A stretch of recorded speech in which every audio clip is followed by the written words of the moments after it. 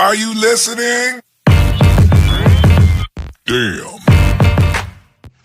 Another episode of Trash Talk. With me, as always, is TJ O'Connor.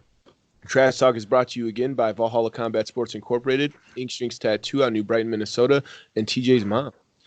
So, this is another trash back fight series that we're doing.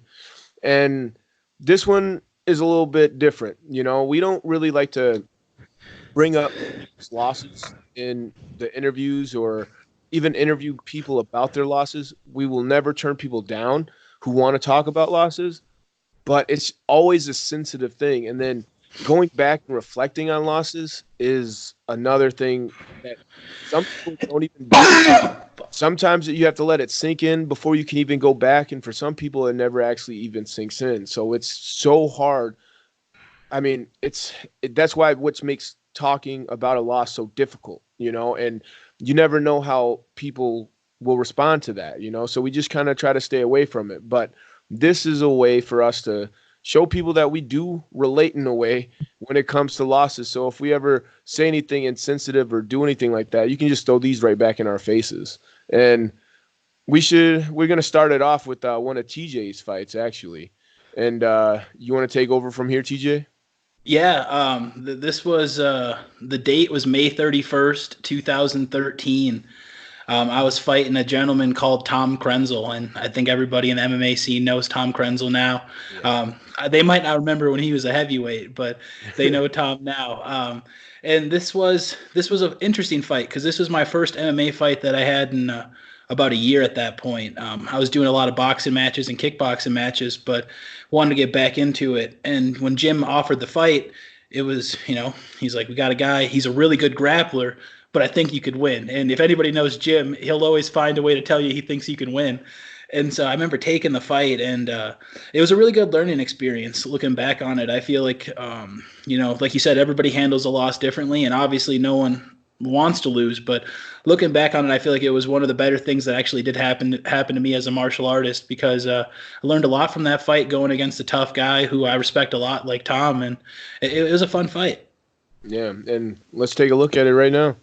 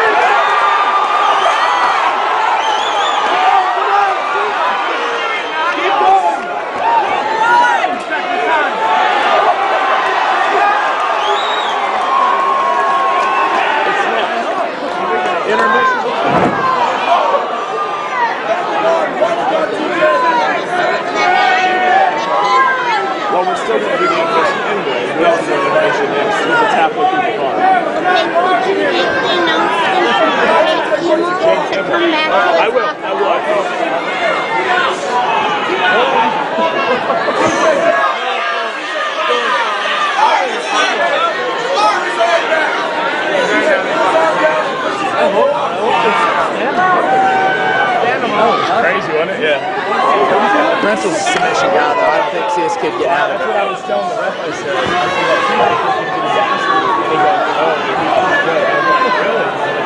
is that it? Is that it? Dude, taking losses are never easy, but you did it like a gentleman, dude. I mean, as soon as the fight was over, you stood up and you were out asking for a handshake and a hug, dude. I mean, that's respectable, dude. Yeah, I mean, like I said, I'm never one that wants to lose, but if you beat me, I'm gonna be the first one to tell you good congratulations. That fight was a real learning experience. I remember going into that fight, just knowing the credentials that Tom had on the ground. My main focus was to keep the fight standing, and then when he came out and kicked me, I was like, wait, does he want to strike? And then instantly shot in. And I was able to defend it the first couple times just because that was the main focus of the camp. And then we got into, I think, a heated exchange would be, to say the least, trading punches back and forth. It was, that's my favorite fight. And then he did a great job. He got me out of the mindset, out of the game plan, and then shot right in on the exact same takedown. And as soon as we hit the ground, at that point, in my martial arts, I had no business being on the ground with Tom Krenzel, and I think he showed that. Passed right through my guard, right into full mount, throwing big shots. I was able to defend the first, head squeeze, and then he threw in some more shots, and he got me. And that was one of the biggest things I learned from that. And like the reason why you say you learn as an amateur is, I trained prior to that. I was so focused on, it's just practice. It's okay. A guy gets you in a spot, you just tap. It's okay. And then when I realized that literally became my mindset, because you practice how you fight.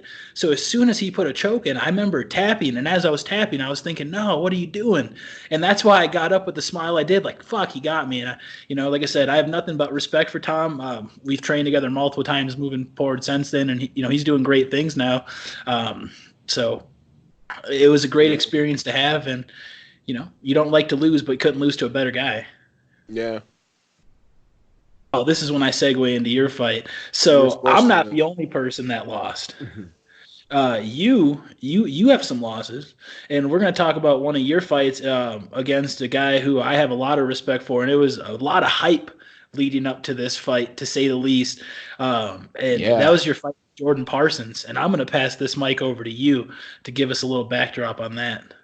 Yeah, dude, that fight went down a while ago, man. Back in 2013, December 14th, I think. Man, I definitely did my job in hyping that fight up. I don't even know exactly how everything started, but I knew because I had fought a few of his teammates or whatever, right? And I knew that he had seen that tape.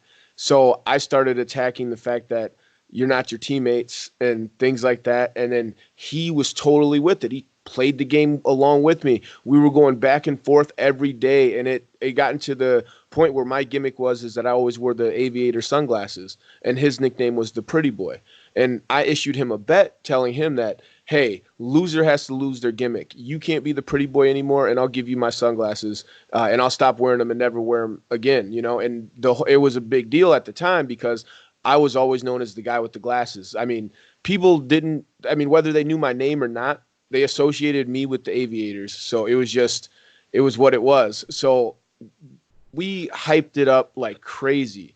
And then somewhere along the line, like, I feel like we were really mad at each other, we were actually like trying to hurt each other's feelings and stuff, So as soon as the fight was going down, I knew that there was a lot on the line, everybody's waiting to say something, especially I talk shit all the way through, So going into that fight, man,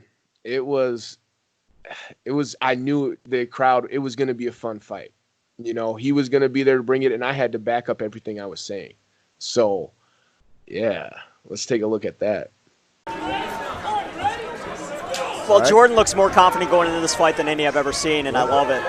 Got the lefty. But Damion puts people to sleep, period. Yep. Whoop, like that. That was close. That just grazed him. Nice kick to the body there by Damion. Oof. Parsons coming out aggressive. Looking to secure that takedown. Yep. Looks like Damien's working the neck a little bit. He's going to give up on that pretty quickly. Or maybe not. He is going back in. He's got his hands. Hard to get. Doing nothing but wearing his arms out. Right. Yep. He's doing nothing but wearing his arms out. There we go. Parsons looking to lock it up here. He needs to wrap a hand over the shoulder. Go right over the shoulder and then one under the. This looks tight. He got him. Wow. Wow. Jordan Parsons. When I look back on that fight now, thinking about it, it was such an honor to fight that man. It was Jordan Parsons, for those that don't know, he was hit by a car while he was walking home from the gym and killed by some dickless fucking asshole, dude. He just kept driving too. I mean, it's a sad story what happened to Jordan, and nothing but respect for the guy. I mean, I know we said our things leading up to the fight, but immediately after the fight, I mean, he yelled something at me, and he walked around celebrating. But as soon as the ref brought our hands to be his hand to be raised, and we're standing next to each other again, dude, it was nothing but respect. I mean, we're both fighters, we're both warriors, and this is the granted that there's a little bit of business involved in this, and it's all business, as Conor McGregor would say. So.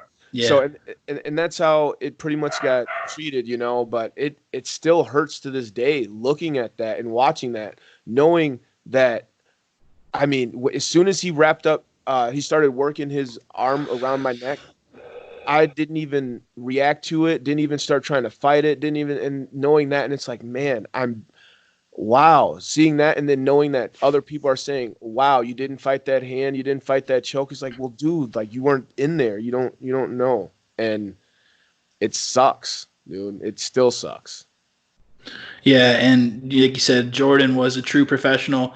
He's a guy that really understood the game, like you said, and even while there's all the trash talking going on, he always a nice guy, always say hello, always do that. So he was at the highest level, and his life was taken far too short, and that's one of the true tragedies in the MMA world for sure. Yeah, I just like to have a moment of silence for him right now.